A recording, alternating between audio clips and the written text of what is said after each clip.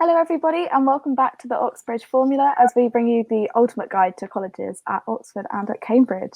Today, we are delighted to have Toffy, Sophie, and Sophie with us, giving you a first-hand insight into real life at Pembroke College in Oxford.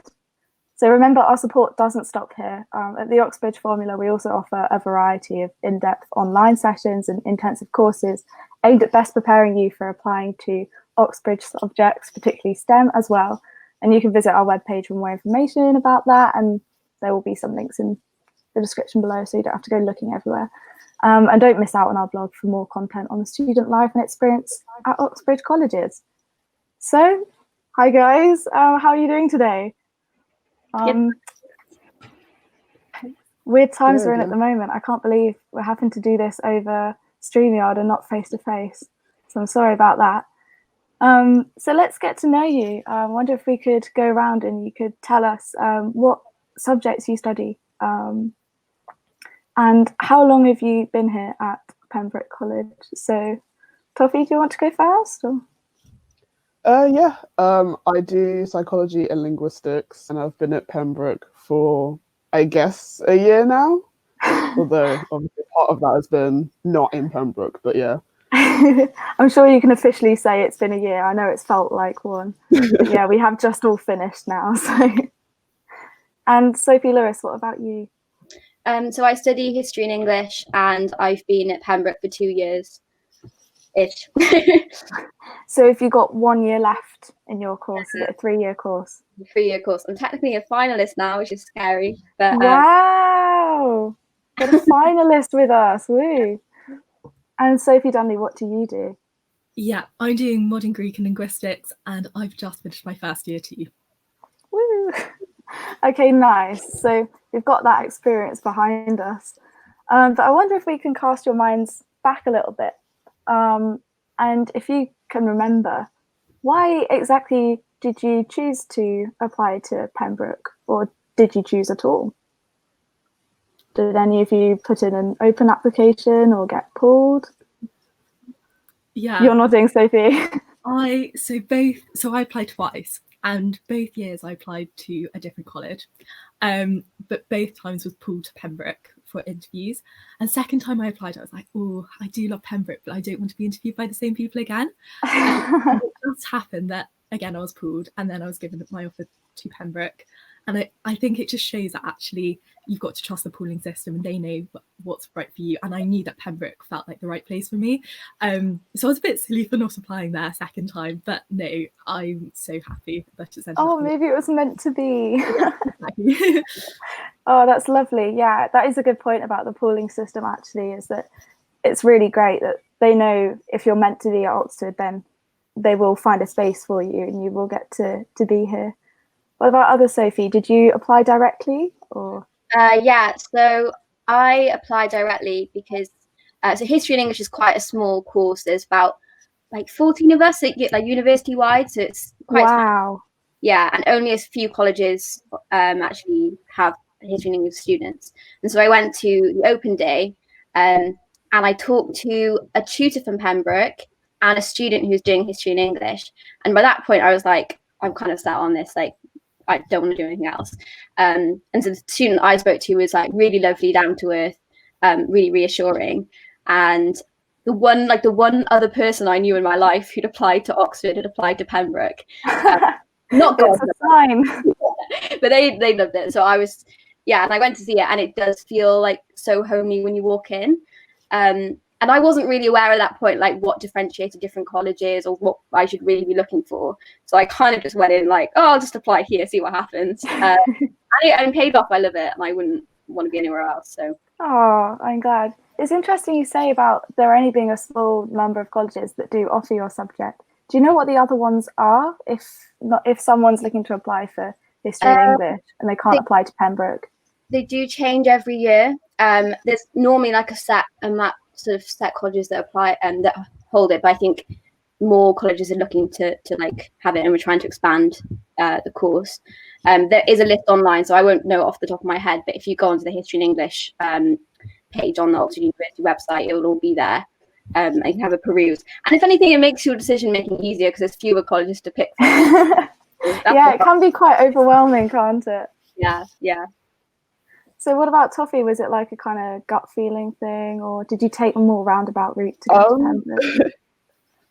I originally applied to a different college because on the open day I was like very overwhelmed and I just did not know what was going on because I'd like barely even decided to come to Oxford, and then it was like all of this and I didn't understand what a college was, and so I was just like, are these just like different, but I didn't get it. But I applied to a different college, and then during interview I was interviewed at that college and at Pembroke, and then after interview my offer was for Pembroke, which stressed me out a lot because I was like, oh, I didn't really go around Pembroke. Even during interview, I just sort of like went for my interview, then went back to the original college. I didn't really like spend a lot of time around. So I went to Pembroke over Easter to get a guided tour by one of the people who did my course. She's left now. And then again in July for like the offer holder day. And it was really good. And as I was walking, because I think I was just like worried because I didn't really know like a lot about Pembroke. I mean, I didn't know a lot about Oxford anyway, but less so about Pembroke.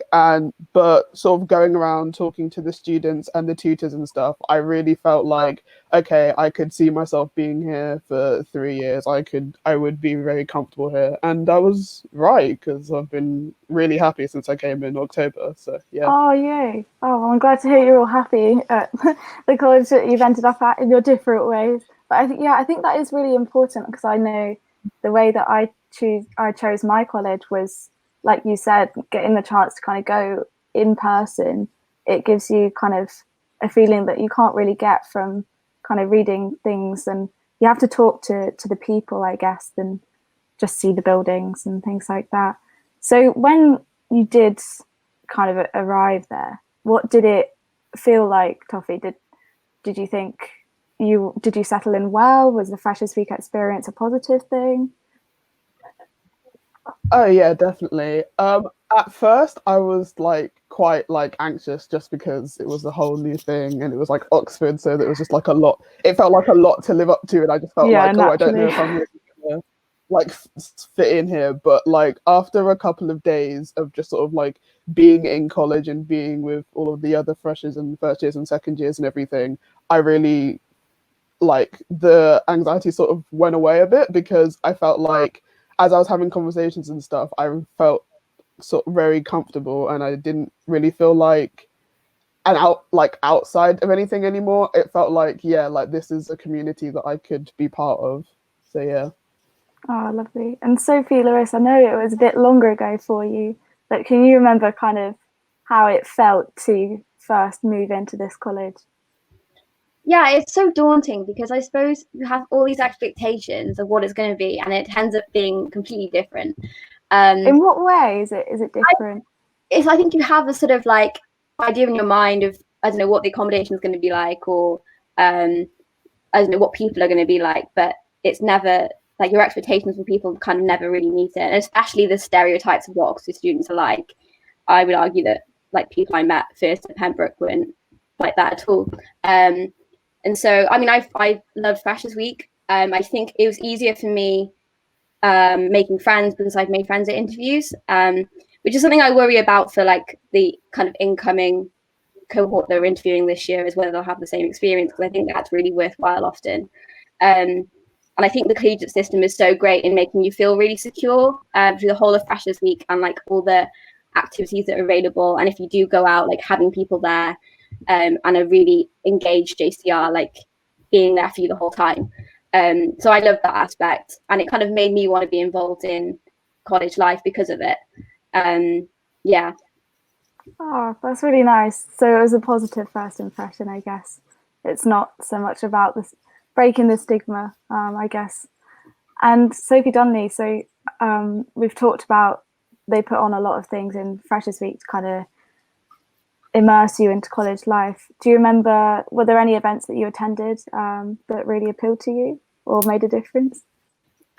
Yeah, I mean, I wanted to get as stuck in as possible in the first week. I was like, well, I did go out a lot more in that week than I did for the rest of the term. Didn't we all?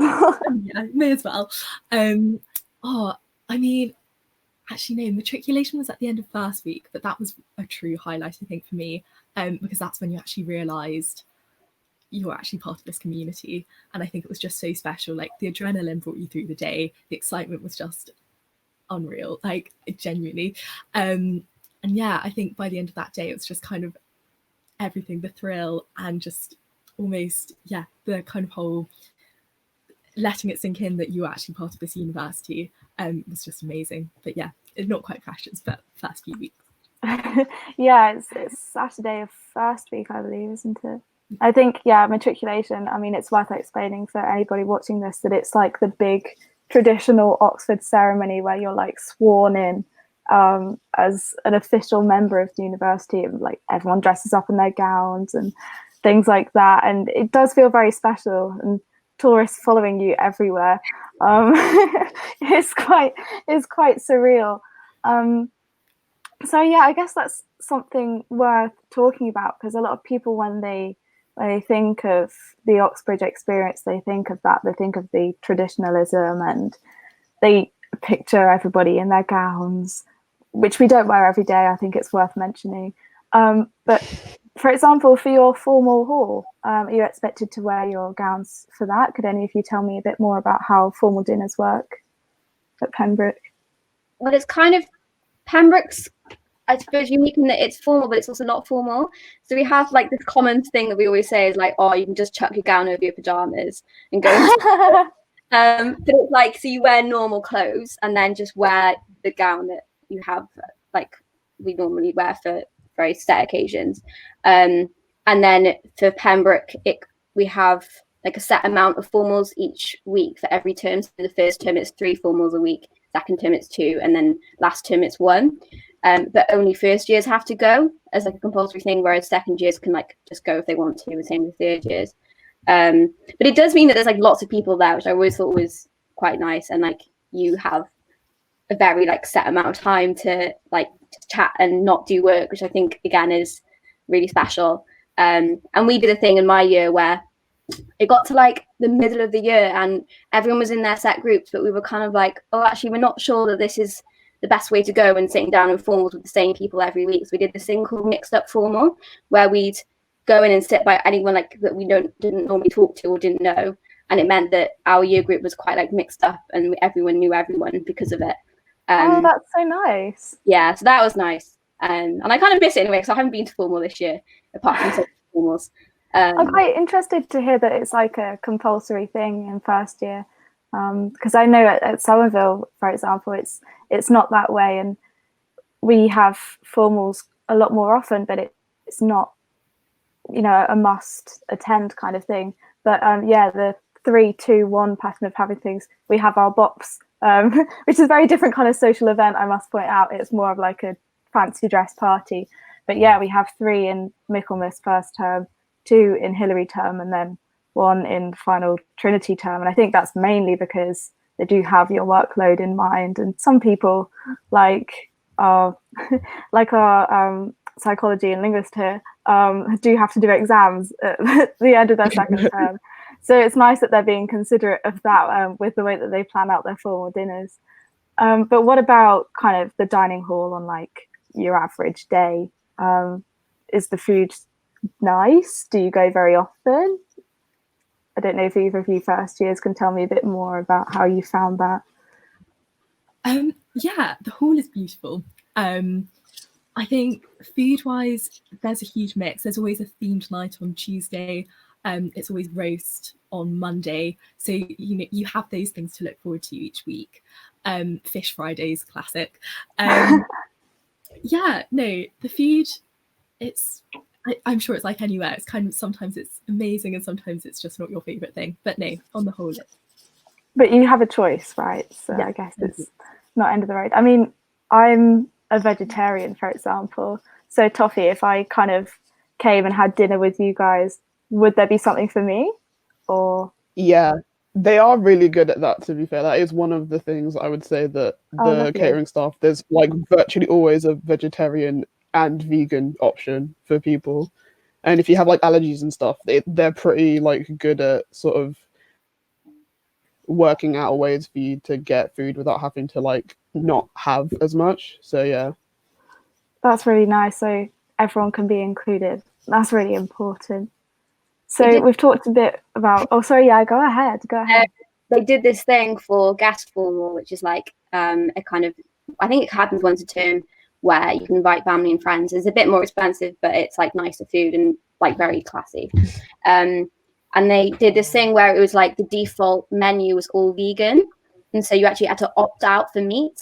And it meant like, so I managed to persuade my parents to go vegan for the night, and the food was just like, it was stunning. I was so impressed, and they put so much effort into like finessing all the 3 courses, and even the wine was vegan. The important stuff. Yeah, they're making a big effort recently to kind of explore vegan and vegetarian cooking more, because I think there was a lot of feedback from students that we think that's important, and they listen to us.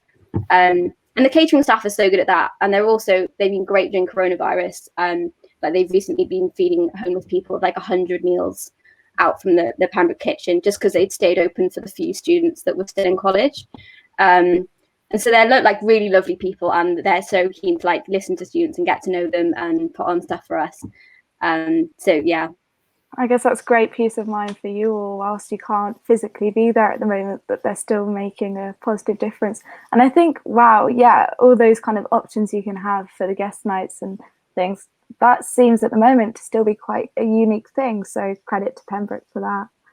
So we've talked a bit about the kind of facilities that your college offers, but I wonder if you could tell me a bit about your living spaces. So if you lived there in interviews, what was that like, and did that kind of influence your expectations, Sophie? And then how was your accommodation when you actually did move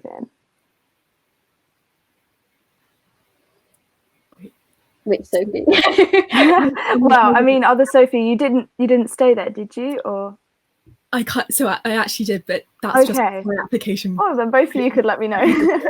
No, I came up in September for my interviews and things, just because I had a slightly different process. So I was there in December, and my room was incredible. It was like a 2-story room, so it had what? I know it had the ensuite was like down some steps in the room, and then the room itself, it was amazing. It had little balcony. Well, you couldn't really go out onto them, but you know, they were there anyway for the picture. And this huge room. And I think I was just sat there thinking, this is what Pembroke has as accommodation. Like, wow, this is insane. And I mean, I had to, well, didn't have to, but I have a piano in my room. And so I put that onto my form when I was applying for accommodation. And so, yeah, I was given quite a big room in a different block. But Pembroke has a system, which is, so you have banded rooms, and they're all slightly different. So A and B are kind of standard non-ensuite rooms, and then D, E, and F are with ensuites and vary in size. So I was put into a B room, which was, yeah, really, really quite big. And I think I was very lucky. But yeah, it was just different. But the thing is, you just go around and see that all, I think the charm of Pembroke is having such different kind of accommodation blocks, and all the rooms just being so different, and yeah, their style is just so different. So I mean, yeah, expectation wise, I didn't really know what to expect, because it was kind of, you could get anything. So yeah, I'm very happy. So yeah, I mean, I guess with people coming to live at Pembroke have very different kind of requirements, and what, you know, some people really prioritize the accommodation, and other people just rather be surrounded by nice people. So other Sophie then, so if somebody was more of a social type, is there an accommodation block in Pembroke that you would recommend? I think for first year, it doesn't really matter, just because like wherever you are, you'll make friends, like in your block, outside your block. Most of my friends lived in different staircase, like which was like next door. So they're all first years all live on one quad anyway. So it's not, I don't think it makes a difference to your social life particularly. In second year, so I'm now like living where I was put for interviews, which is really nice and like new ensuite rooms. And the way that we have it is it's like there's like 10 rooms in a shared kitchen. And then you can pick who you live with. And that's been really nice because it's basically like being in a flat with your friends, but on site. And I think that's really important. And I like that Pembroke like prioritizes that. And for the 3 years of accommodation they offer, again, for third year, you can be very choosy about who you want to live with. And I think that is great because it's just like, it's nice to live with people that you spend all your time with anyway.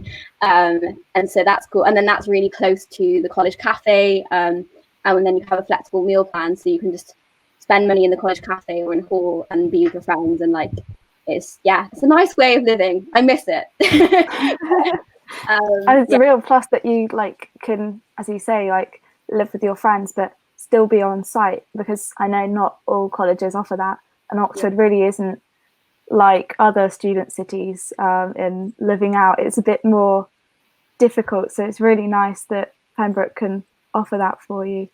So I guess we talked about kind of where you lived in interviews, and I guess moving in, that's a really big deal when you're going to university for the first time. So I don't know, Toffy, did the college do much to kind of prepare you, or was it a bit of kind of a shock? Was it all at once? I mean, I sort of knew what I was going to be like taking with me and stuff. Although they do sort of have like they do sort of give you like a little list of like things that you don't have to bring, things that you can borrow, etc. So like, for example, you can like borrow a mini fridge from the college if you don't want to like buy and bring your own. So oh wow, those things are sort of like helpful to be able to sort of consider when you're moving in. But yeah, when I got there and I brought all my stuff, when you get there in Freshers Week, we had the JCR and the student helpers help move all of our stuff into our rooms, which was like so helpful because the amount of stuff I had was ridiculous. But yeah, and I got to my room and I really liked my room. I had spent a lot of time in my room. I was very fond of it. It was a band B room, so it was actually quite spacious, and it had like a little built-in to the wall like wardrobe thing. But yeah, I'd say the accommodation is like pretty. I'd say virtually whatever room you get, you're gonna be pretty happy with it. You're really selling it to me, I can't lie. But it is a good point that sometimes there isn't that much information out there about like what to expect when you are moving in. And I think it's probably a good point that I could mention is that if you are at a loose end, anybody who's watching this, if you're looking for kind of information and preparation towards moving in, whether that be like the academic side of things or just general logistics and all the things that you're going to have to bring with you, very small things that you need as study companions, but I was always missing some stationery that I didn't realize I'd need for a linguistics course, for example. So for all those little things that you won't really find written elsewhere, then please do check out our blog at the Oxbridge Formula, and I will leave a link below so you don't have to go searching. Or you can hang around and look out for our book as well, which will have lots of in-depth details about all the little ins and outs of life at Oxford. But anyway, guys, I can't forget about, it's not all about being inside the college. You've also got to think about the city around it. So for people who don't know the city as well as perhaps we do, maybe you could describe the college's location. I don't know if that's something that's quite important to any one of you, or... I love that it's very central because you're literally out on the high street in a matter of minutes. And I find Oxford very strange because it's quite a small city. Like, to me, it's not really a city. So when people say places are far, by far they mean like a 15-minute cycle max. And I find I'm from Cardiff, and I used to cycle to school, which was like a half an hour cycle. So it's that's what you'd call a city. So. Yeah. But it is lovely because you can literally be at your lectures to the library in like a shot from Pembroke. And I tend to cycle places, which makes everything like 5 minutes. So it's wonderfully located, and there's like just tons of cafes and restaurants and things to do around. And we're really close to Westgate Shopping Centre, which is very dangerous in that you could have a library break and then be like, has bought like 5 items in 20 minutes. But it's really nice to be like, I don't know, close to all like the bustle. I really enjoy that personally. And when you say the libraries, I assume you mean like the big kind of central Bodleian and Radcliffe Camera. Do you mean those libraries? They're not too far, are they? They're not, no. So Radcam is my favourite, and I'll often be there till close. But literally, so it's probably about like 7 minutes from my room to the Radcam at a speed walk. Yeah, and then Pembroke Library is great as well. So lots of options. Oh, lovely. Yeah, and that's even closer. And just thinking about the location of Pembroke, something comes to mind. I remember somebody asking me a long time ago how I thought it must feel to kind of live in the shadow of kind of big colleges. For example, you have Christchurch over the road, which is like tourist heaven. How does it feel being kind of close to places like that, or does it not make much of a difference having that across the road? Yeah, I don't think it makes much difference, because it's almost like when you walk into Pembroke, it's suddenly an escape from the tourist kind of bustle. Yet you are very much still part of that whole kind of site. I mean, my favourite thing is actually being in Pembroke Library and being able to see the Tom Tower from there, and it just kind of, you get the nice view of Christchurch, or a glimpse of Christchurch. Yeah, it's there. Yeah, exactly. But lovely. I think there is a bit of rivalry as well between Christchurch and Pembroke, just friendly rivalry. Oh, really? Like sports-wise, but no, I mean, I think there is a kind of almost St Aldate's bond as well. So which sports teams would you say are like the most competitive? Football. Okay, fair. I was thinking maybe like boat club kind of thing. I know it's very typical, especially. I mean, I guess the Isis River isn't too far away either, is it, for you? So that must play a big part.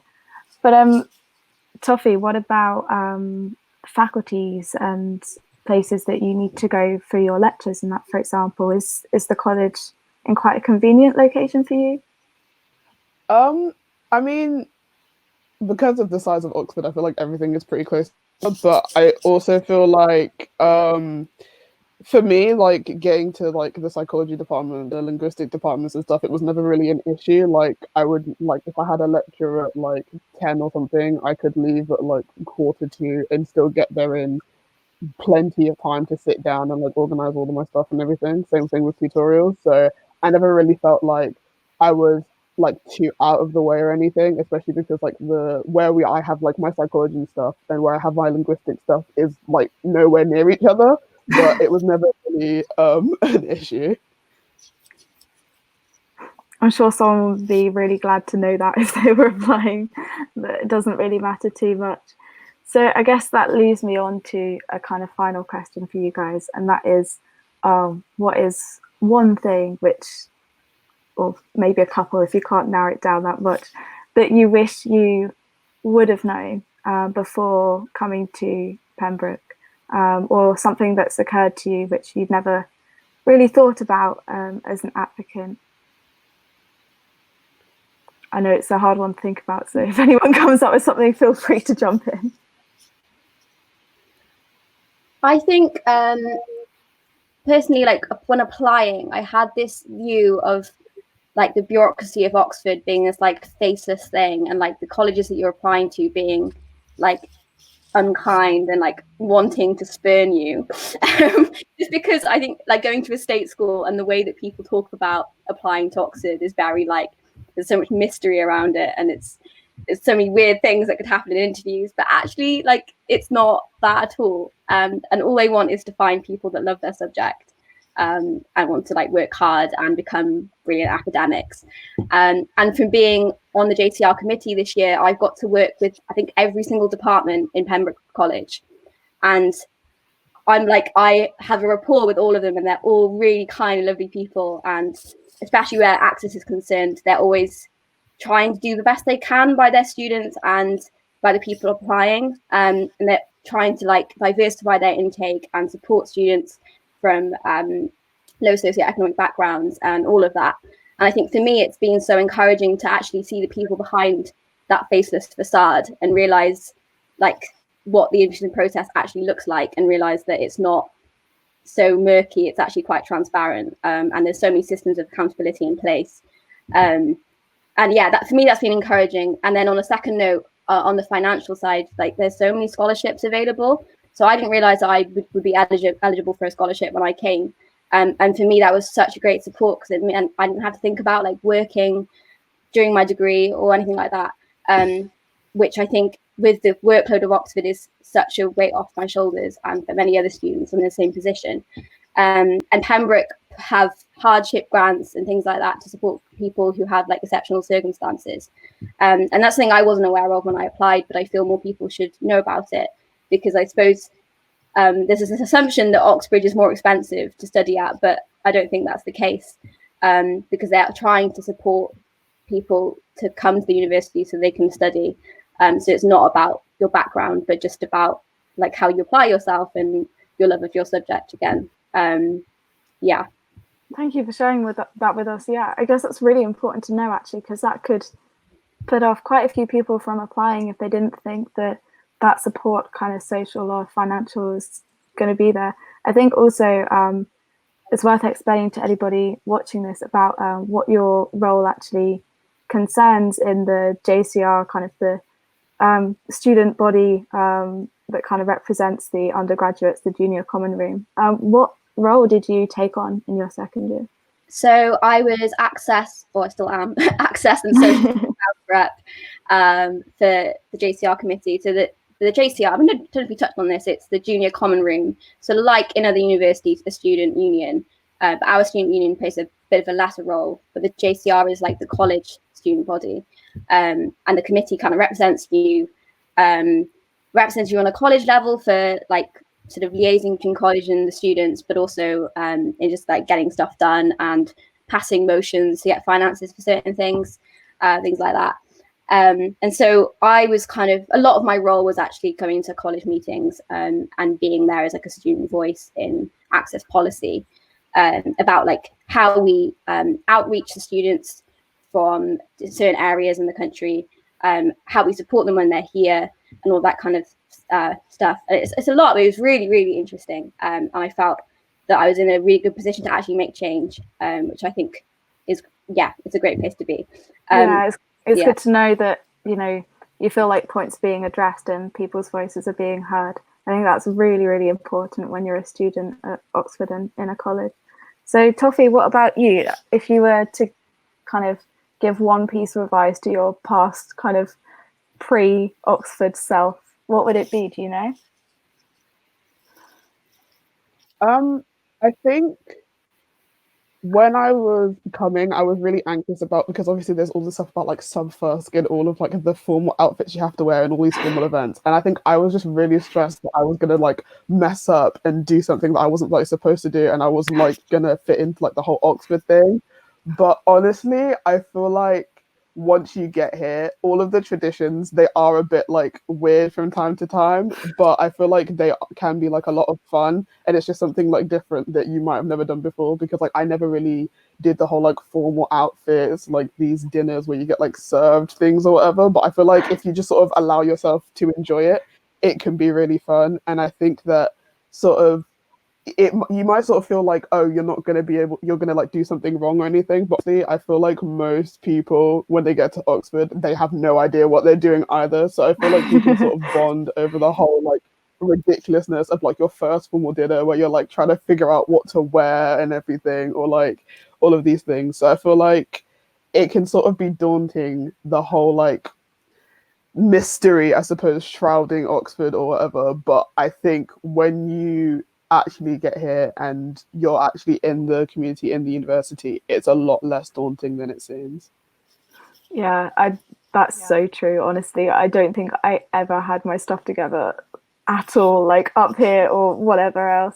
And when you're with your friends doing all of this kind of, you know, Oxford tradition kind of stuff, like the matriculation, as we said earlier, it can just become a bit of a laugh, and it is actually quite fun. It really isn't all that kind of stern and no nonsense stuff which you somehow come to expect. So, Sophie, is there anything that Toffy and Sophie Lewis have not touched upon which you think is worth mentioning? Yeah, I mean, I think what both Sophie and Toffy have said is just so right. But I think one thing which I almost forgot was that the tutors are human as well. And I think when you're at an interview, you're so, well, you're quite terrified. I think even on arrival, you're sat there thinking, oh my gosh, they're these incredible academics. But actually they're so understanding. In an interview, they try to make you feel at ease as possible. And they totally understand what you're experiencing on the other side. So I think, yeah, just being open and relaxed and being able to chat to them is just such a positive. But it took me a while to actually figure that you could do that. Like, totally, they are as well. So, yeah. Yeah, you have to remember that. And everybody knows what you're going through as well. We're all in this same environment together. Like, people really do understand, and all you have to do is just talk things through. And that is really important for interviews and for general academic life. People are not looking to see you suffer. They're not looking to trip you up. They're actually just here to push you and to help you in the best way possible. So it's, really important to go in with that mindset and not just panic and be quite scared. As I know part of us, we all were like that when we first arrived. So yeah, I guess that's a nice note to end on. So I mean, obviously this isn't the end of the story, and if Pembroke College perhaps is something that's not possible for you, don't worry, we have information on other colleges too. There are other ones out there, and so you'll perhaps want to keep searching. That's why our content here at the Oxbridge Formula kind of covers every single college at Oxford and Cambridge that you could ever wish to know about. So follow the links in the description, as I said, or just go out there and have a look yourself. And you can look at our blog and you'll discover the college which is for you, I'm sure.